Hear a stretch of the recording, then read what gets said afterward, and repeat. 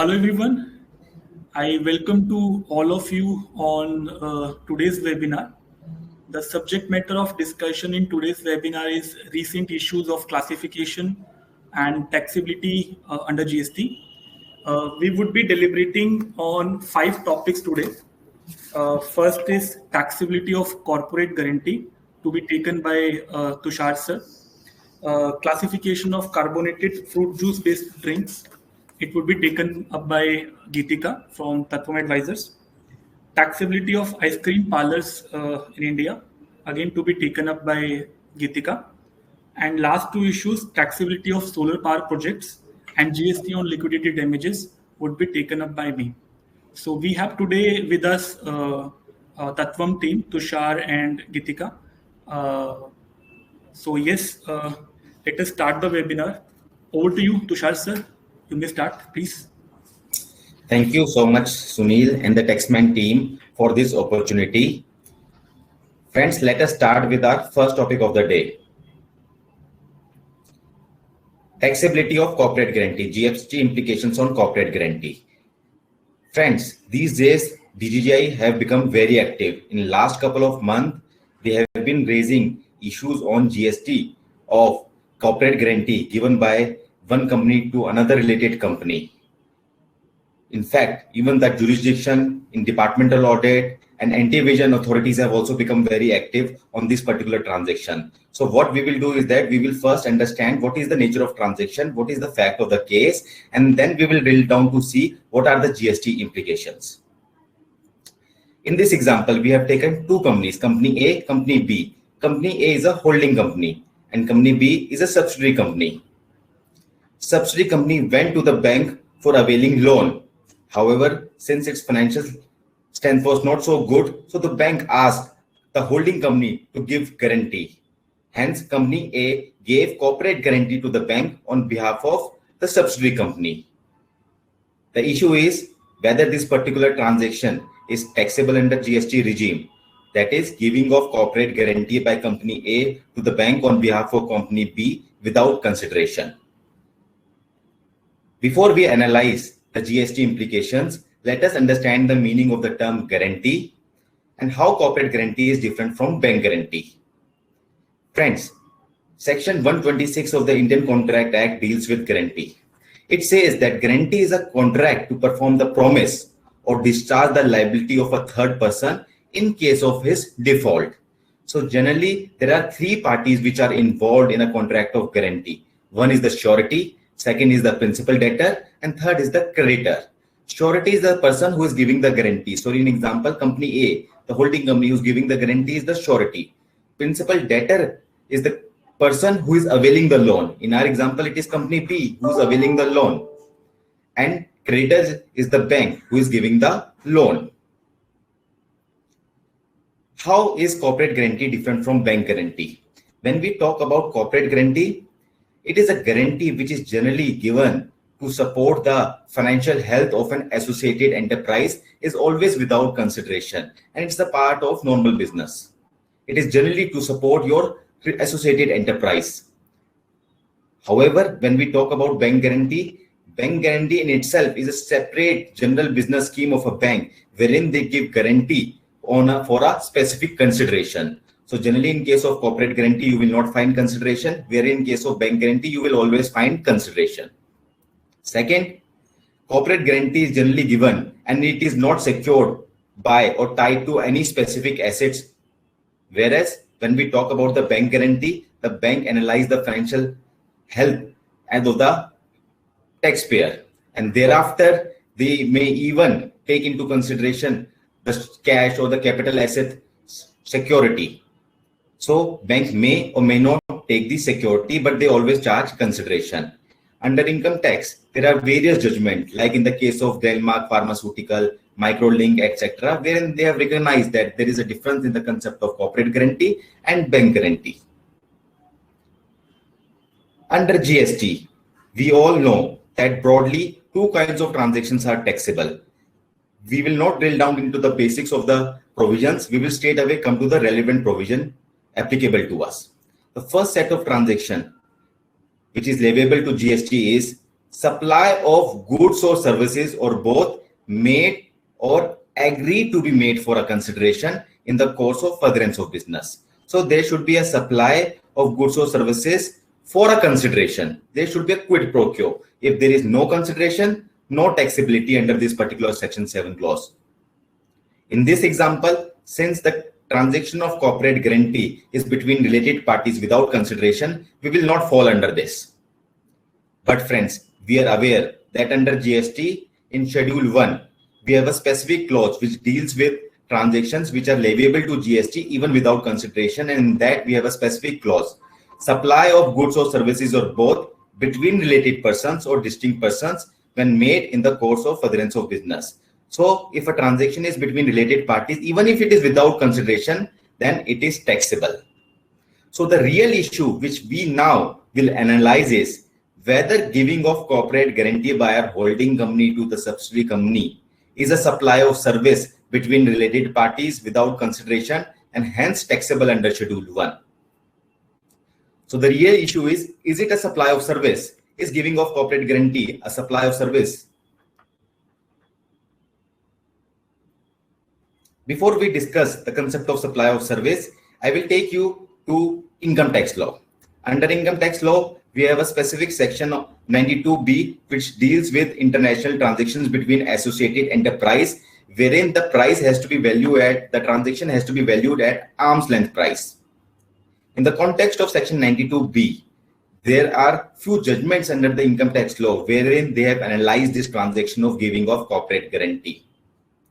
And in one of the judgment of Micro Inc. Limited, the court have held that when you give a corporate guarantee, it is not a provision of service. And why do they say so? They say corporate guarantee are in the nature of quasi capital and shareholder activity to provide or compensate for lack of core strength of raising finance from the banks and cannot be constituted to be in the nature of provision of service.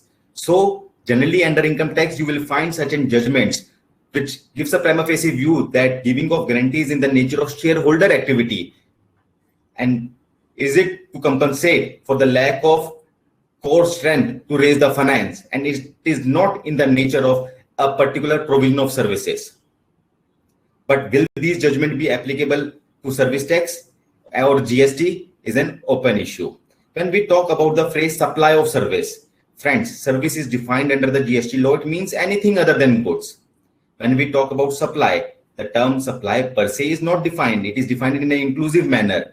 But when we refer to the meaning of supply in dictionary meanings, as well as when we see the international jurisprudence on the word supply, because the word supply is used in almost every jurisprudence, whether you talk about European, Australian, New Zealand, everywhere you will see the taxable event as supply. The supply has been broadly constituted to mean anything furnished, to provide, to give something.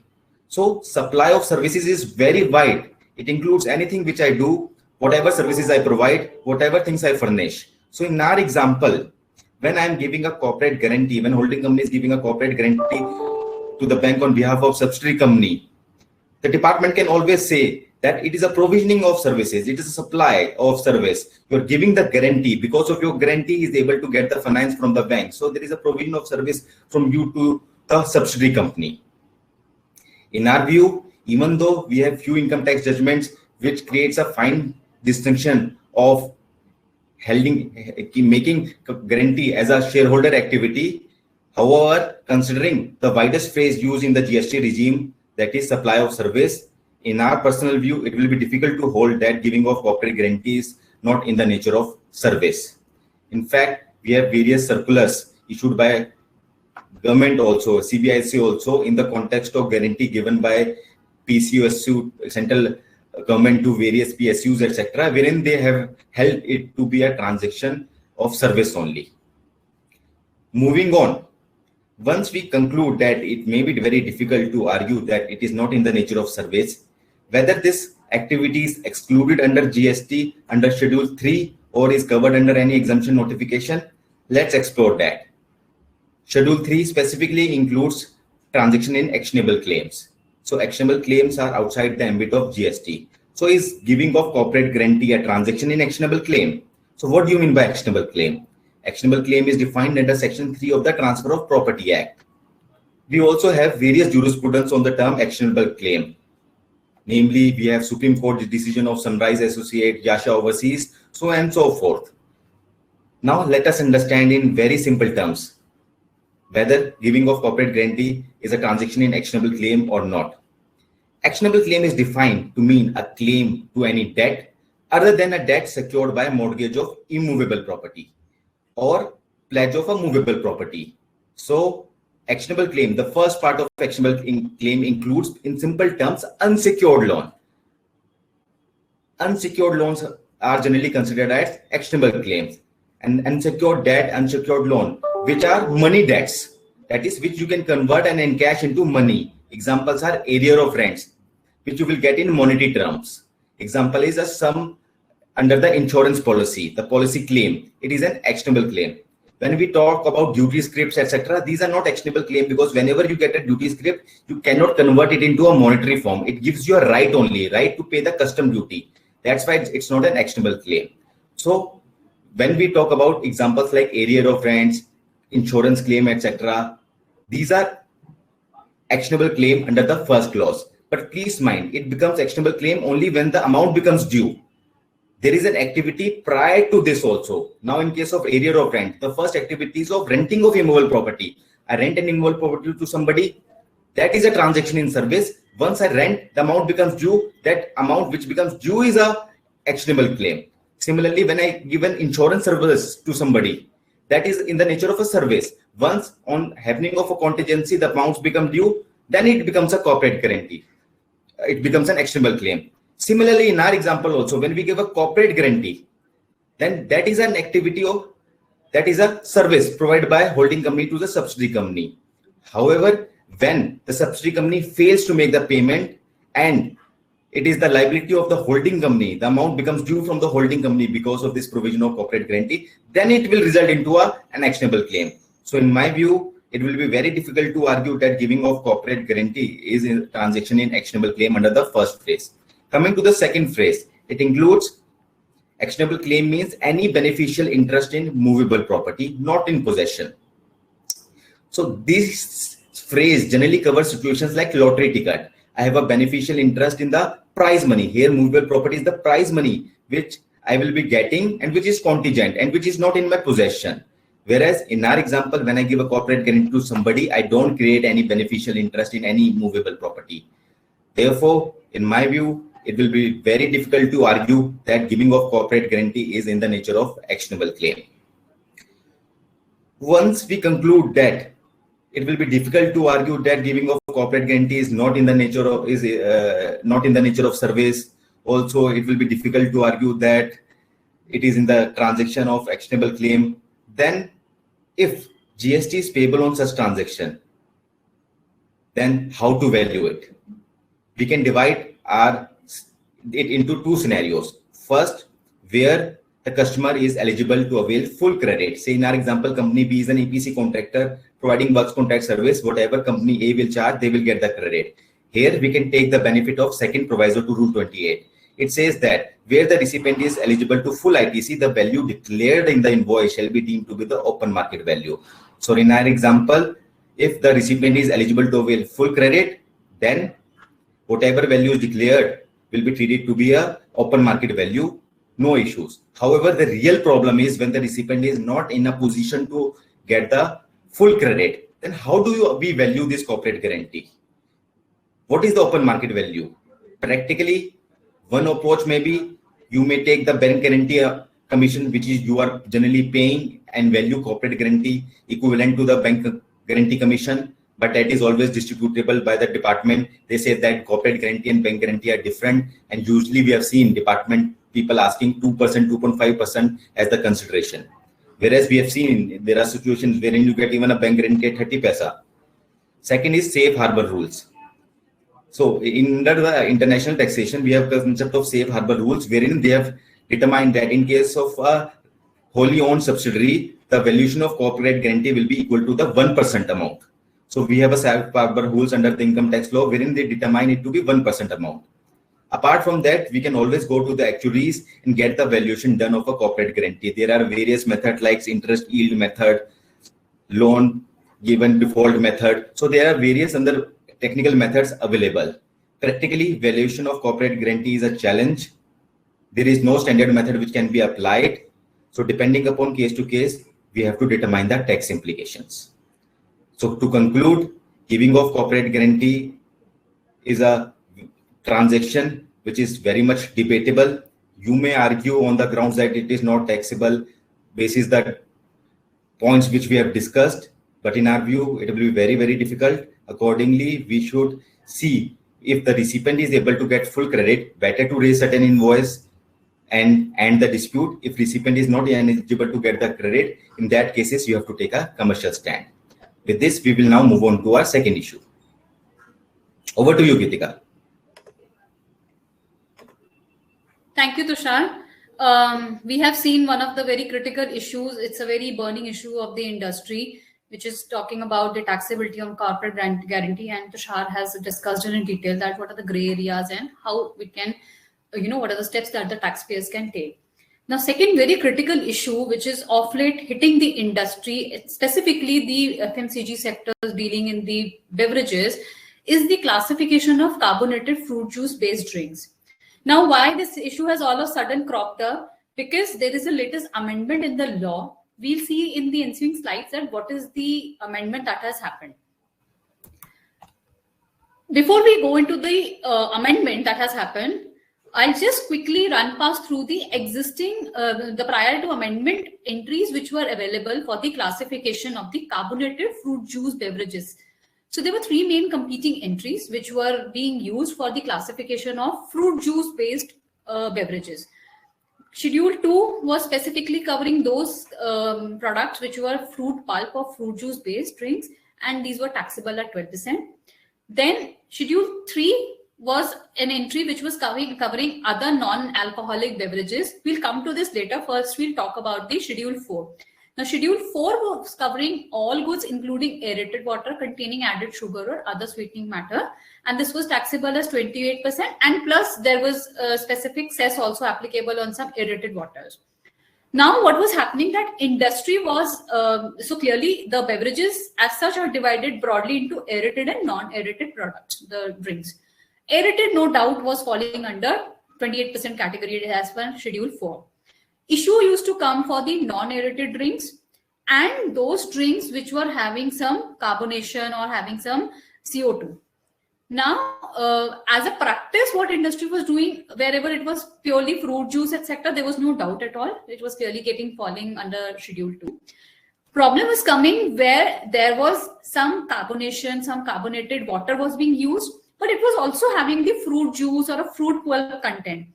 So as an industry practice, people were classifying certain products based on the contents of this fruit juice, etc. And if you see the coverage part of the table, broadly I'll tell you what was by and large the industry, the practice they were following.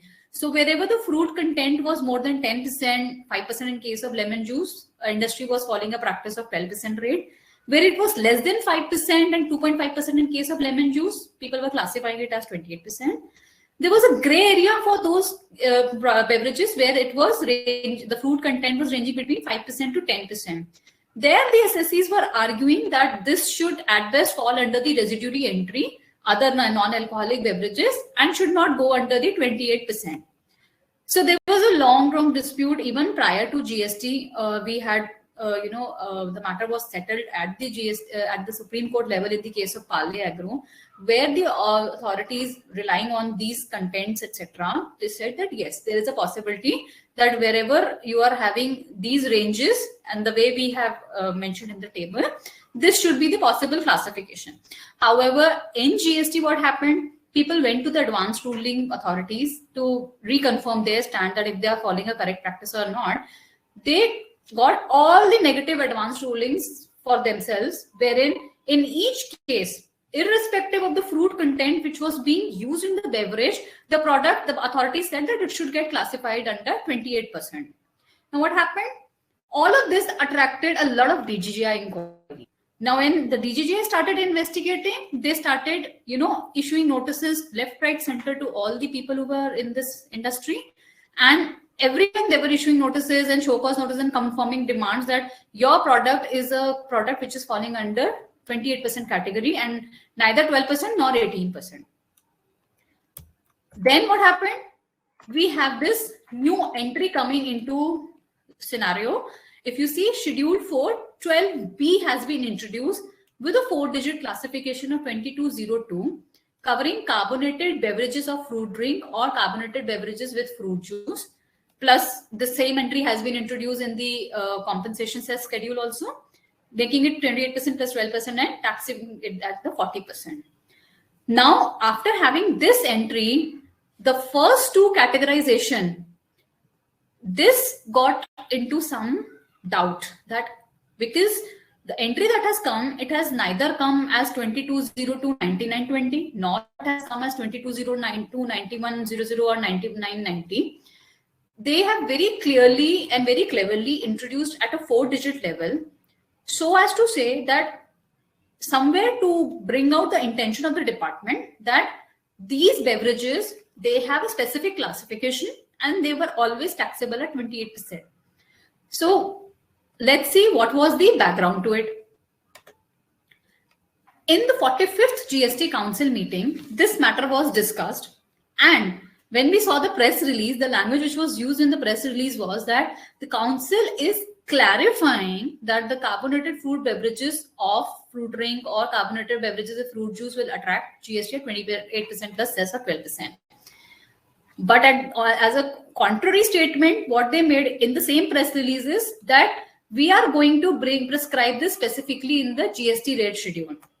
Now, if you see within the press release, there are two contradictions of the language that has been used. On one hand, they say that we are clarifying the taxability. On the other hand, they are bringing it as a specific new rate, a new specific entry. While this is not, specifically mentioned that this is a new entry, which they are saying they will prescribe a specific rate schedule, which in itself means that it's coming as a new entry. And the result we saw that in the previous slide, this has come as 12B under Schedule 4. Neither was this added under entry serial number 12 of Schedule 4 to either introduce as an explanation or to say, so as to say that for removal of doubts, this entry is falling under this, to bring out the intention that it is just a clarification. The intention of the scheduled rates was always to put it under 28%. Nor they did, put it under any, like I mentioned earlier, under 2202, 99 or 99, 20 or 90, because that would have given a stronger, footing for the tax assessees to argue that this is a new entry that you're bringing, and for no reason you can clarify the scope of such entry by bringing an explanation. Or let's say if they bring it as a new entry under Schedule 2 or 3, that would have strengthened the assessee's argument to say that fine, today this is covered under 28%, but prior to this was always covered under 12% or 18% as the industry had taken the stand. So now the question that comes is, because of this contradiction in the press release language and the way the entry has been introduced, the basic question that comes up is that whether this entry is a clarificatory in nature or it is a new entry that has come. And the resultant question is that whether it is prospective in nature or retrospective. The answer to the second question lies in the answer to the first one. Once we say that while the language of the press release uses the term clarified, since this entry has come as a new line item under Schedule 4, this is very much a new entry. No doubt the department would argue the other way, saying that press release, the intention was always the clarification, etc. But we have to apply the cardinal rule of interpretation. We have to apply the rules of interpretation of the classification, and which clearly says that if there is any new entry which is coming, it is also always going to be prospective, and the impact will never be retrospective. You cannot tax the taxpayers or charge tax from the taxpayer for the past period for anything which has come now, because they don't know about it. So no doubt this has to be a retrospective, prospective entry. Yes, the open litigation issues can always be there from the department, because definitely the language that has been used is the clarificatory in nature. Once we say it's introduction of new entry, no doubt it has to be prospective, no retrospectivity. So this at least answers this question, that from our standpoint, the entry, even if it is coming as a prospective entry. There should not be a retrospectivity. Even if department argues, we need to litigate. Now, before you decide whether you are even falling under this entry or not, you need to see that what are the possible criteria of classification. Just because an entry has been introduced and they have specifically named something doesn't mean that you will straight away fall under this entry. You really need to look into the various parameters, how to classify your product. When you talk about the classification, 3 broad parameters are very important. One is the composition of the product, the FSSAI regulations, and a common parlance test. Composition of product, no doubt, is the very basic premise of doing the classification. Whenever we classify any product, this is the first step to the classification. You need to know that what is the product made up of and what is it comprising of and what are the ingredients of the product. When I say about the FSSAI regulations, the doubt would come that why all of a sudden FSSAI regulations have come into play. We are talking about a GST law. So here, if you see that if you go to the FSSAI regulations, there are 3 broad categories under the regulation, which one talk about the thermally processed food beverages.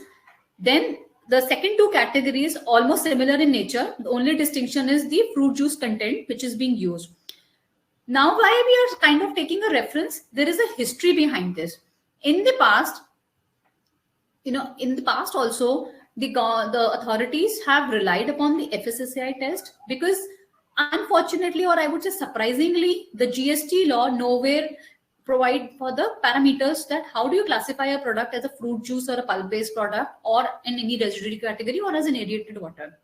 So then, as a principle of classification and for the for the legal interpretations, you can always take support of the supporting legislation. For the goods, the most nearest regulation has been the FSSAI, which has also been given regards by the courts. They have also given enough leverage, or I would say weightage, to these regulations to say that if your product is having these content, then they have this kind of a classification, like we saw thermally processed food, carbonated food beverage, etc. So somewhere the courts have recognized these regulations. It's not that out of the blue someone can start taking. This has been tried and tested till the Supreme Court level. We have umpteen judgments which have been followed. Some issued prior to GST, some issued post GST, while the classification dispute relates to prior to GST case only. But yes, having said that, the courts have given sufficient weightage to FSSAI regulations to give the classification or the categorization of the product. Now, last thing which is very important, which we saw on the earlier slide, is the common parlance test. Very important. How you're selling your product, how you're marketing it makes a lot of difference. It should not happen that it is a fruit juice content product, but you're writing it that it's a carbonated product. Likewise, in other case, if it's a carbonated product and you are using just a fruit juice content, because not only the GST law, parallel regulation, FSSAI also gives a recognition to this classification and how you present it in the market, how the labeling, etc. is done. So this is one important criteria for everyone to consider, that one is the ingredient, the other is the FSSAI regulations and the classification over there, and last one is the common parlance test. So if I'll just, due to paucity of time, I'll just quickly brief on these cases while we are given 4 different categories. What is more important for us to see is that what is the fruit juice content which is being used. One important aspect is the carbon dioxide. Like if I'll just go back to the previous slide.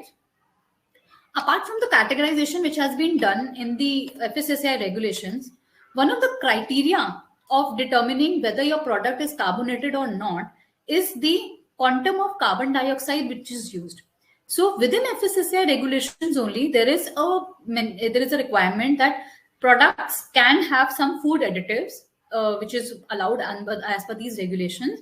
And one of the product which is used, can be used as an additive, is the carbon dioxide. So therefore, another aspect to determine whether your product is a carbonated product or not is that whether the carbon dioxide is used as a base material, like are you making your product from a carbonated water, or carbon dioxide is just added as an additive or a preservative to increase the shelf life of the product.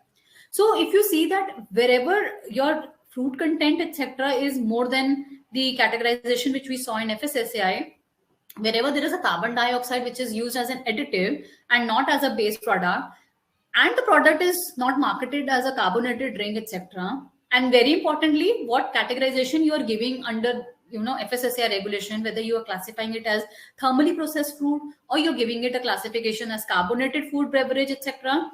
If all these parameters are seen together, like if you see in case 2, a very strong case for an SSC to say that my product is not a carbonated product, it is a product having a sufficient fruit juice content where carbon dioxide is used only as an additive. I'm not even marketing my product as a carbonated drinks. And in FSSAI characterization also, I have taken certification as a thermally processed food beverage.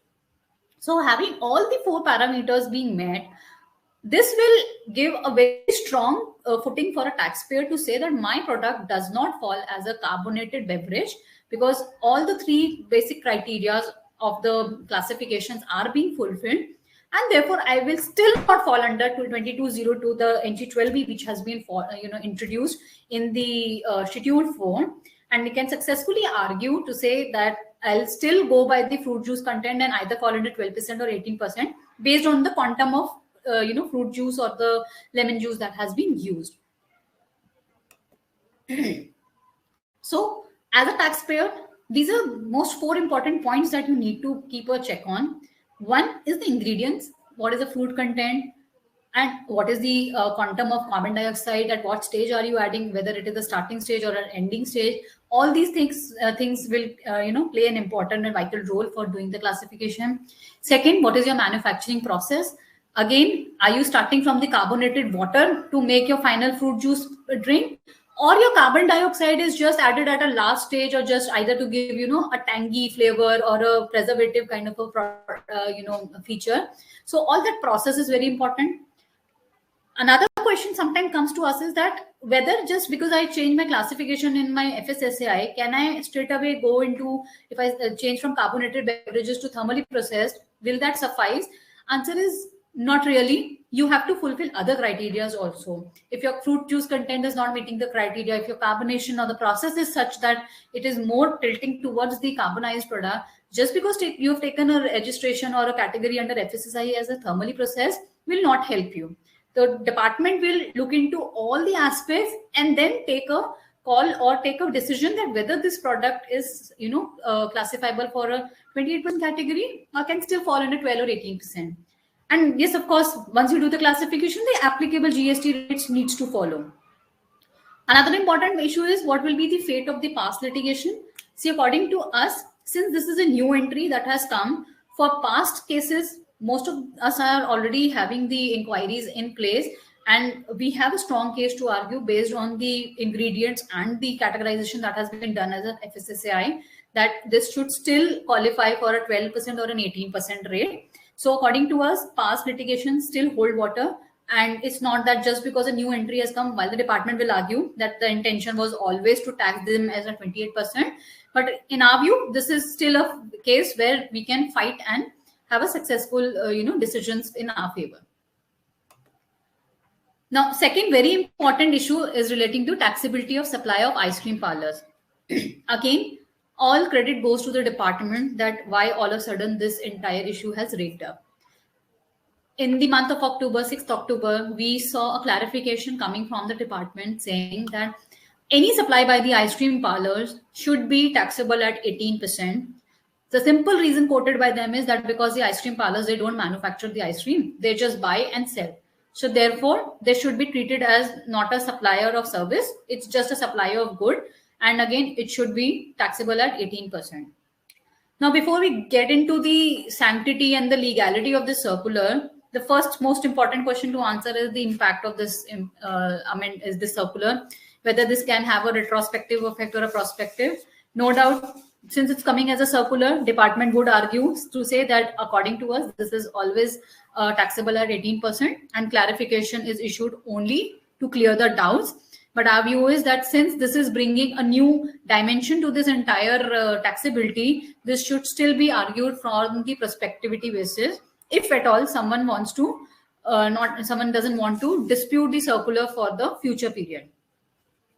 Now, if we see while we see that the circular has stated certain thing, where does it hold the ground? If you see that the GST and the restaurant services, it has been brought in very specifically. There is an entry 6B which has been which is mentioned in Schedule 2 to the Act, which clearly says that supply by way of or as part of any service or in any other manner whatsoever of goods, being food or any article of human consumption or any drink, where such supply or service is for cash, defer payment, or other valuable consideration, shall be treated as service. Now, we all know that there is a long drawn history for the taxability of restaurant service. Age old litigation, age old issues starting from Northern Indian caterers case, where the taxability was always disputed, whether it's a service or service tax should be levied, whether it's a supply of goods, so VAT should be levied.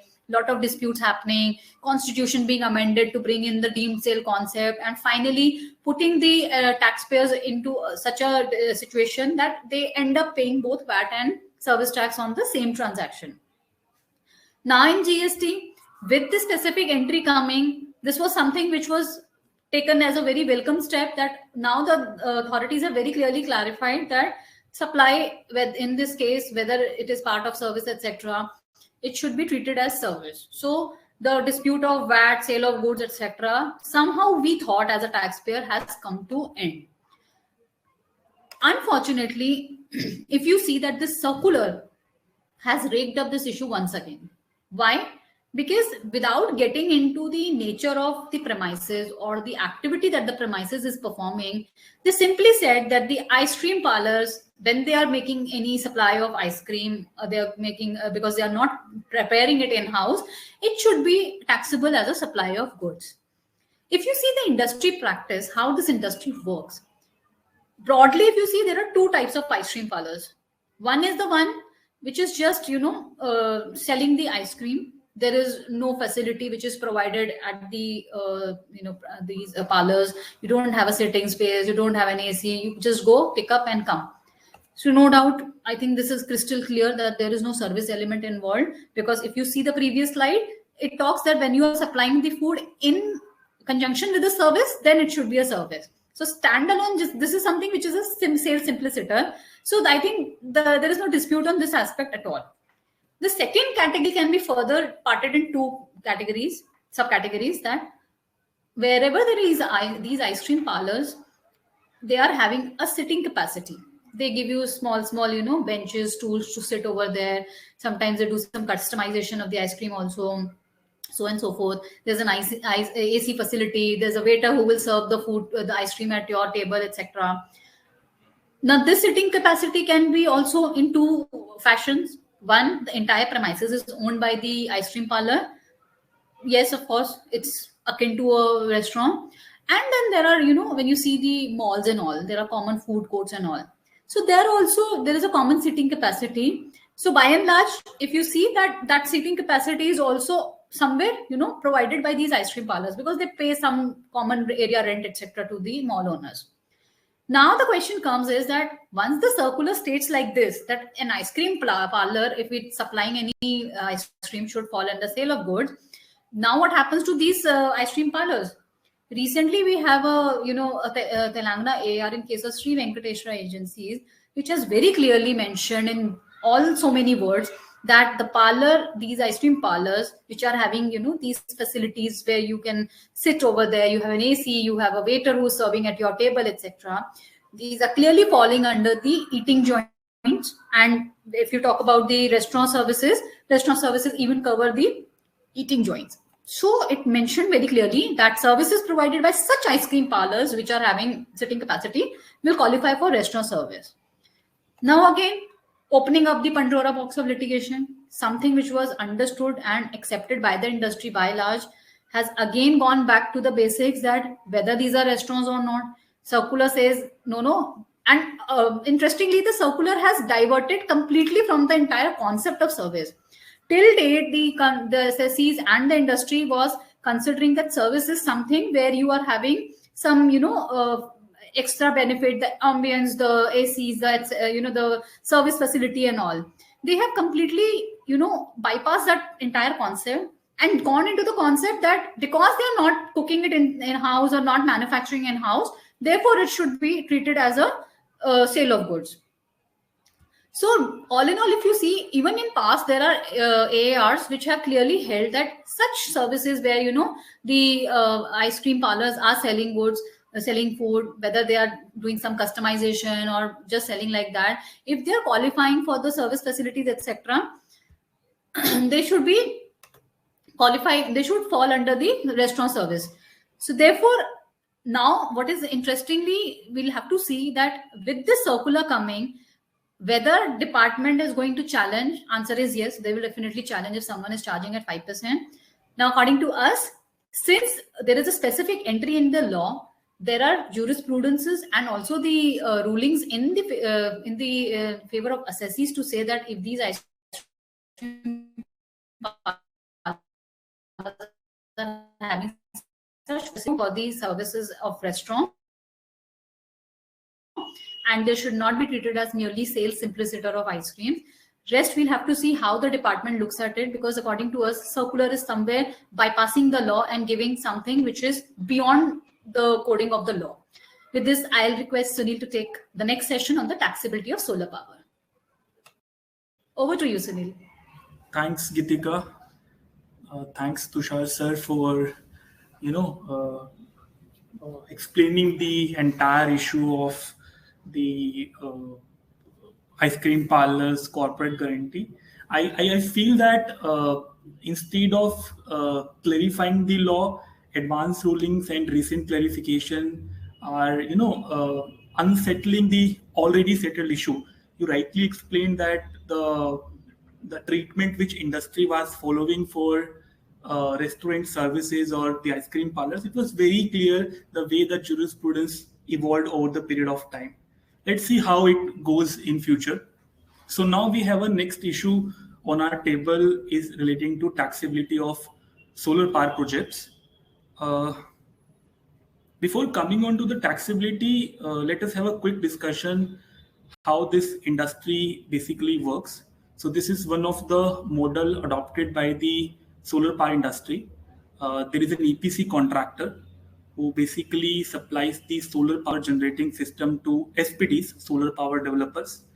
In providing the services, they procure various raw materials, for example, PV modules, subcontractors for performing certain installation, commissioning services, etc. They are responsible for end-to-end supply of SPGS, that is solar power generating system, to the solar power developer. The solar power developer supplies the powers to DISCOMs and sometimes directly to the customers also.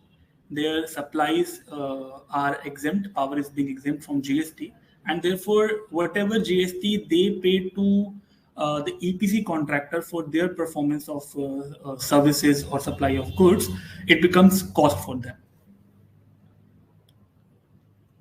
So under the pre-GST regime, the tax structure for solar power industry is like this. Generally, VAT was not levied on solar power products. Excise duty on supply of SPGS, that is the entire system, was not subject to excise duty, being SPGS being an immutable property in nature, and excise duty was leviable on excisable goods being movable property. Machinery, etc., apparatus, etc., for initial setting of solar power projects were exempted from excise duty. Service tax was there with the abatement of 60%, and there were few concessions for the customs duty also.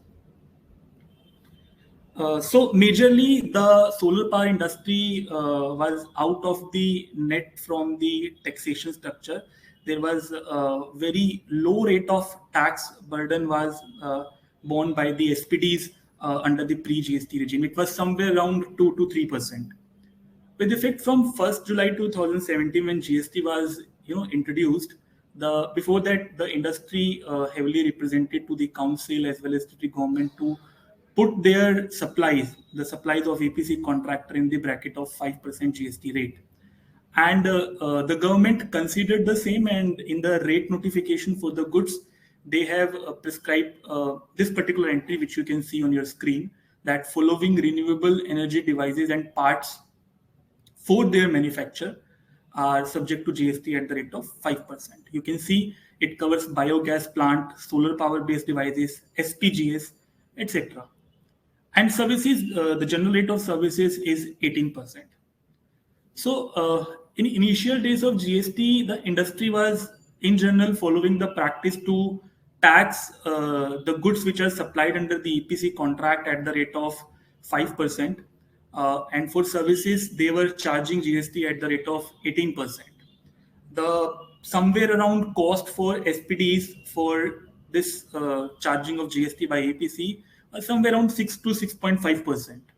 Because if you see the contract proportion, generally, in general, 90% for the contract form parts of the supply of goods, and the remaining part is basically for the services. So the effective rate which was coming for the supplier was 6 to 6.5%. On January 1st, 2019, the government has inserted an explanation in this particular entry which we just had discussed. There they have provided that the entire contract can be bifurcated into services and goods, and so the goods portion would be deemed to be 70% of the entire contract, and 30% of the entire contract would be deemed to be services, supply of services. So the effective rate which comes after this explanation is 8.9, 70% applying the rate of 5%, it is effective 3.5, and for services 30 to 18%, it is 5.4%. Now, after 45th GST Council meeting, the rate under this entry has been increased from 5% to 12%. The ultimate outcome is that the power charges would going to be increased, and it would be, more competition for the solar power industry if we compared with the thermal power and other source of powers. So the effective rate after 1st October 2021 would be 13.8%. Now these are the events which happened over the period of time. I'll now explain you why this. Before that, one more point. After 45th GST Council meeting, there was a issue before that. Will this explanation have a retrospective effect or not? The council, after deliberating the entire issue, concluded that this would have a retrospective effect. Now, why this events had happened, 70:30 ratio, insertion of explanation, and then this clarification? It has a brief background. So when GST was introduced, few advance rulings were filed by few of the players in the industry, asking a question whether their services, their supplies, the SPGs, is it a works contract under GST or not? Because the works contract is subject to GST at the rate of 18%. And industry was taking a position to pay tax at the rate of somewhere 6.3%. Advance rulings held that this particular supplies by the EPC contractor to SPDs are subject to GST at the rate of 18%. This qualify as an immovable, the project qualify as an immovable property, and it is a works contract under the GST. But what we know about the industry practice that majorly the players were paying GST at the rate of 6.3% only. Recently, the Rajasthan authorities have issued show cause notices to, I think, almost all the players, asking the differential duty for the period of, 1st July 2017 to this particular date of explanation, that is 31st December 2018. And because the players had paid the tax at the rate of 6.3%, so differential duty is being demanded. And the matter was represented before the council. Matter was represented before the council, and council has issued this clarification that the ratio which we have provided in the rate notification, that is 70:30, this ratio would be applicable from 1st July 2017. It's a welcome clarification, no doubt about it. But the point is that the service that the EPC contractors have paid the taxes with a very low rate, that is on the basis of their actual supplies. the ratio which the government has provided in the rate notification, that is 70:30, is not the actual. The actual is somewhere around 90:10 or 85:15, right? So the actual amount which they have paid is less, and the amount which the government is providing to pay is 8.9%. So still they have to pay the differential amount as per the government. So the demand is there. Now the question is, what would be the future course of actions for these EPC contractors? So these are few, we deliberated internally this issue, how the industry can now go on. One of the option is, pay tax and crore relax. You don't need to do anything. You can pay the differential duty to the government. That is the lower rate which you have already paid with this 8.9%. The show cause notices which are issued by the Rajasthan authorities, there they allege that this is a case of a mala fide intention, suppression was there, etc., and they levied the 100% penalty there. In our view, it is not a case of fraud suppression. It was an industry-wide issue. It was very well known to the department, and levying the penalty under section 17(4), that is 100% penalty, is not correct. There exists a sufficient jurisprudence that whenever there is a industry-wide issue, it cannot be classified under this particular expression of fraud and suppression, and therefore you cannot levy 100% penalty in this case. So the next question is, what would be the penalty we would require to pay in this case? The maximum penalty which would be levied, it would be 10% of the duty amount. Interest you would be required to be paid. Furthermore, if you have not received the show cause notices, because now the show cause notice you may see on from all departments, from all ranges. So if you have not received the show cause notice still, and you are willing to pay this amount, in that case there would be no penalty. You would just require to pay the differential tax amount along with the interest at the rate of 18%. Further, even after receiving the show cause notice, after in pre-consultation notice passed on, or show cause notice is supposed to be issued by the department, or even if you have received the show cause notice but the time period of 30 days has not been lapsed, in that case also you would not require to pay any penalty. The penalty would be levied only once the 30 days time period has been lapsed. But paying the duty would have certain practical implications. The implications are, you would be paying the tax today. You may demand as an EPC contractor from SPDs under change in law clause. And again, SPDs can further ask from, the DISCOMs to pay under change in law clause. In past, it also happened. We have experienced this, that SPDs demanded this amount from DISCOMs, and finally CRC allowed this amount. But the point was, they allowed this amount, on annuity basis over the period, right? In few cases, they allowed this amount by increasing the future tariffs. So you will make the payment today, but you will get this reimbursement over the period. So it would be practically, challenge for the companies to because it would badly impact their working capital. It would be recovered over the period of time. So what can be the another option? Another option can be, you can, showcase the entire factual things before the government council, make a representation by saying that it would ultimately be, increasing the cost of power. And if you are allowing 70-30, why not 90:10, or maybe the actual proportion? You can make a representation. It can be one of the mode. And one more point is that can we litigate this ratio 70:30? Because the actual ratio differs. You can challenge it. In our view, the way the explanation inserted in the rate notification, it is not correctly inserted. It can be challenged. It can very well be challenged. But the outcome would be like, the court may maximum can struck down particular explanation.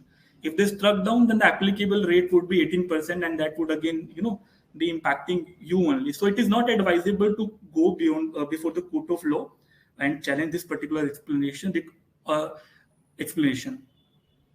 Further, what maximum can court says that they may direct your petition to the GST Council to consider it to provide the lower rate, etc. So the best option is to represent your case before the council to take up to allow the actual ratio or maybe the lower ratio considering the supply of goods being the higher, etc. You can showcase there, but we believe that the government may not take considering the recent activities. First, they have increased the GST rate on the solar power from 5% to 12%.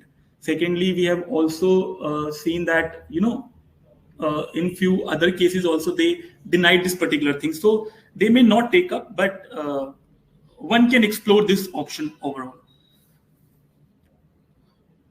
Coming on to the last issue for the today's discussion is the GST on the liquidated damages. Let us have a quick discussion on the transaction background. Suppose there is a supplier, S Limited. He's entered into contract with C Limited for a turnkey contract, which involves supply of goods as well as supply of services.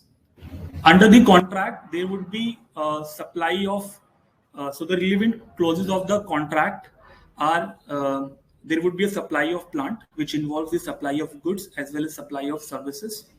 The contract requires that plant is to be delivered within a period of 24 months. The consideration under the contract for delivering this the plant is, say, 50 crores. The contract also provides that if there is a delay in delivering the plant by S Limited to C Limited, then there would be a deduction of 1% from consideration for each month of delay, right? Now, suppose S Limited handed over this plant to C Limited with a delay of 3 months. C Limited obviously will make a deduction from the amount they originally agreed, that is 3% from the 5 crore amount, 50 crore amount, which would comes out to be 1.5 crore. The question in front of us is that whether the deduction which the C Limited has made out of 50 crores, will it be subject to GST or not? And the treatment in the hands of supplier, that is S Limited, if we take a view that LD charges are taxable, then can we say, so in that case, C Limited would going to issue a tax invoice to S Limited. If we say that amount is not taxable, we'll see is it taxable or not. But if we take a position that it is not taxable, so can S Limited issue a credit note and claim the adjustment of the tax already paid on 50 crore amount? Before analyzing the issue, let us have a quick discussion on the relevant provisions which are given under the GST law. The subject matter of taxation under GST is supply. It has been defined to include all forms of supply, sales, exchange, barter, etc., which is made or agreed to be made for a consideration and the course of furtherance of business. So what is important? The supply needs to be for a consideration. Schedule 2, which is used for classification purposes, that whether a particular transaction qualify as a supply of goods or supply of services. Clause E given in this schedule provides that agreeing to the obligation to refrain from an act or to tolerate an act or a situation or to do an act is treated as a supply of services. We have seen one of the important constituents of supply is consideration. So we need to understand the meaning of consideration as well. The consideration has been defined in an inclusive manner under the GST law. It provides that consideration includes any payment made or to be made, whether in money or otherwise, the monetary value of any act or forbearance in respect of, in response to, or for the inducement of the supply of goods or services.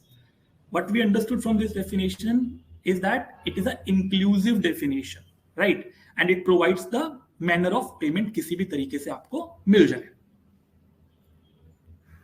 Now the consideration, since the definition which is given under the GST law, the definition of consideration, it is an inclusive definition. So one would need to refer the generic meaning of consideration.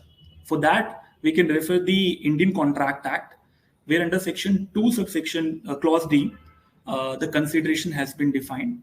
The Contract Act provides that consideration means when at the desire of the promisor. Very important expression. There needs to be a desire of the promisor. When at the desire of the promisor, the promisee or any other person done or abstained from doing, does or abstains from doing, promises to do or to abstains from doing. So there is a positive act as well as negative act, but there needs to be a desire for this particular thing. Something, such act or abstentions or promise is called as a consideration for the promise, right? So what we understood from this definition, it can be positive, it can be negative, but there needs to be a desire. Okay. So from reading from all this provision, what we understood is that there are 3 points. First, there needs to be a supply of goods or services. Supply must be for a consideration, and consideration is something which is at the desire of the promiser, the person who is promising, right? Okay. So question before us in this particular arrangement, which we have just discussed, is that was there any intention, desire of C Limited, that is customer, under the contract to receive plant with delay and charge the liquidated damages? Was it the intention under the contract? I would say no, it was not the intention under the contract. The LD clause or the deduction clause which is given under the contract was to safeguard the interest of the contract, that the supplier must ensure its responsibility to provide the entire project within the time. So this is to safeguard the interest of the customer. It was not the main intention in the contract. It was not the desire in the contract. Here I would like to, explain one of the very important judgment of Supreme Court under Indian Contract Act, where they have explained, the nature of the contract. The court said that terms and condition under the contract does not form a separate contract. Contract is a bundle of rights and responsibility, and each terms and condition, you cannot make it separate. A condition under the contract is an item to which it is a part. Consideration for each condition is the condition for the contract taken as a whole. So you cannot make it like, okay, for this particular activity, this would be a consideration. For this particular activity, this would be a consideration. No, you need to read the contract in its entirety.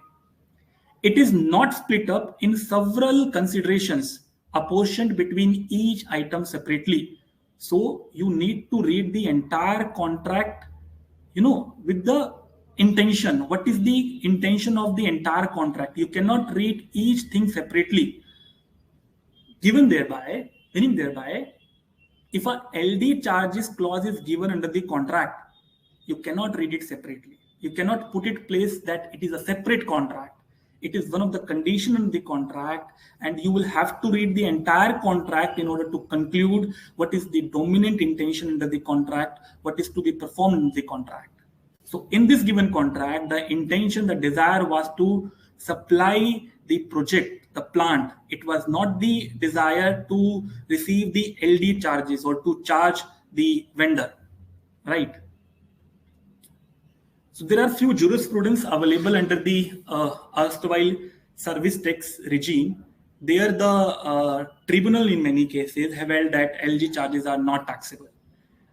In one of the, I would say landmark nowadays, Repco Home Finance. There the larger bench of Chennai tribunal held that foreclosure charges charged by the bank from the borrower are not subject to GST. It is akin to, you can call it as a LD charges because the features are almost same. The borrower repays the loan amount, before the completion of the tenure of the loan arrangement, and there is a loss to the bank, the interest loss which the bank could earn if the tenure would go on for future also. But by making a foreclosure charges to the bank, the entire contract has been terminated. The question was it the desire of the bank to close the contract before its maturity? No, bank obviously would want to earn the interest. It was not a desire under the contract. Therefore, the tribunal held that Since it is not a desire of the contract, therefore it cannot be called as a consideration. If it cannot be called as a consideration, it cannot be brought to tax, and therefore no service tax. And same jurisprudence which is given under the service tax law can be, very well applied in our view under the GST regime. So our view is that LD charges are, in the given case, is not taxable. But you would need to see the contracts, etc., and then you can decide will it be subject to GST or not. But given the facts of the given case, it is not taxable. The another question which we have raised in the previous slide is the treatment in the hands of supplier, right? So we have taken a stand that in the given case, this amount is not taxable.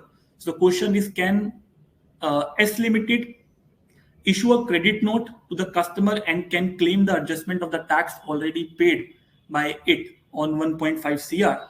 So for that, let us have a quick discussion on the provisions relating to credit note.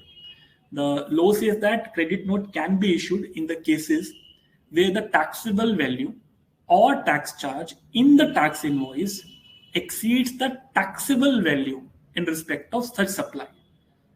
Then in that case, you can issue a credit note. So if it is a excess taxable value. So for this, we need to refer the valuation provision. What is the taxable value? The valuation provision says that if the parties are not related and price is a sole consideration, then value of supply would be transaction value. That is the price actually paid or payable for the supply of goods or services. The question we have now is that in the given arrangement for S Limited, the supplier, what is the actual price paid or payable in respect of the transaction? Obviously, the contract says that the C Limited will deduct the consideration of 1% for each month of delay. So the amount would be received after deduction of this LD charges, which is, in other words, this is the amount which is not payable by C Limited to S Limited for the implement supply. Therefore, it would not. It would be covered within the expression given under the provisions of credit note. There is a reduction in the taxable value. It is not the transaction value. The 1.5 CR is not covering within the expression transaction value, and therefore it is not. Therefore, S Limited can very well issue the credit note. The similar issue was there under the erstwhile excise regime also. Under the excise regime, there was a tax on manufacturing of excisable goods. There, this issue went to Supreme Court also. The tax there was after 2000, Finance Act 2000. The excise law was amended to provide that tax would be on transaction value, and there was a similar expression which is there under the GST law, that transaction value means price paid or payable. There were divergent views of different tribunals, and Chennai Tribunal in last held that in case of Victory Electricals that the LD charges which is deducted from the contract is not qualifying the criteria of transaction value, and therefore the supplier of excisable goods can claim the adjustment of the tax it has already paid to the government. So similar jurisprudence under GST can very well be taken, and the supplier can claim the adjustment. The later department went to the Supreme Court, but the matter has not been taken up because of the monetary limits. But in our view, the same stand very well can be taken under the GST law. With this, we are closing this today's session. I'll take few queries of the participants. I think these majorly pertains to corporate guarantee. I'll take one or two queries relevant to the corporate guarantee. Tushar sir. Yes, Sunil. So Pankaj ji asked that whether GST is applicable on guarantees given by directors and shareholders. See, it's a very, very interesting issue, and in fact, not yet settled, and will take years to settle. See, whatever discussion we had for the corporate guarantee, the same is also applicable for the guarantee given by the directors or the shareholder. But there is a small twist. See, the GST is leviable when a transaction is undertaken in the course of business, in furtherance or course of business. So when a director is providing guarantee, is he this transaction in the course of furtherance of business?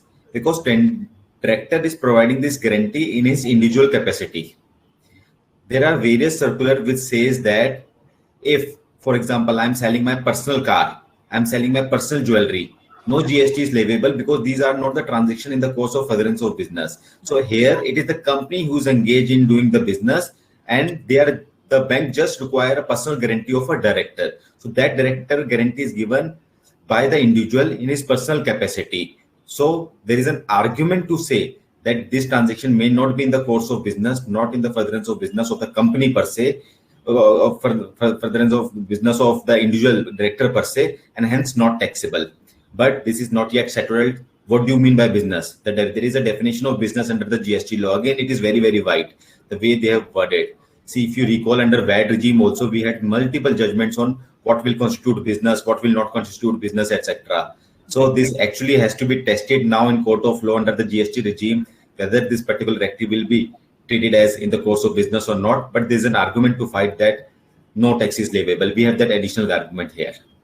Mm-hmm. Right, sir. One more question, I think it may be similar. A corporate guarantee given by the creditor company to debtor company with respect to trade transaction falls under GST. See, first of all, we need to understand there is a difference between a contract of guarantee and a contract of indemnity. See, in a contract of guarantee, there are generally three parties. The example which we discussed, holding company guarantee to the bank on behalf of subsidiary companies, three parties. In case of indemnity, a contract of indemnities, these are generally two parties. I will indemnify you. And why these kinds of transactions, like why these kinds of guarantee or indemnification is given? See, in a general trade transaction, for example, I'm executing a works contract for you.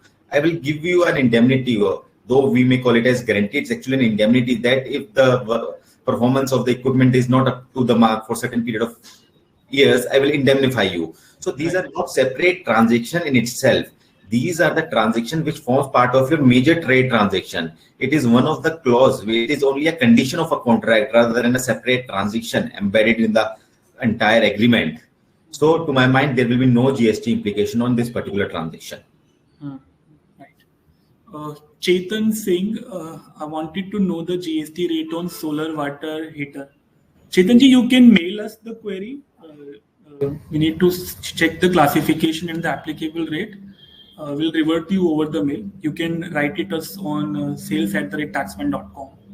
So with this, I thanks to all the participants, Tushar sir and Geetika, for deliberating all the ongoing issues. In case you have any other queries relating to any of the issues, you can write it to us or to Tattvam directly. And the PPT we would be sending to all of you over the registered email IDs. Thank you. Thanks a lot. Thank you. Thank you, Sumit. Thank you so much. Thank you.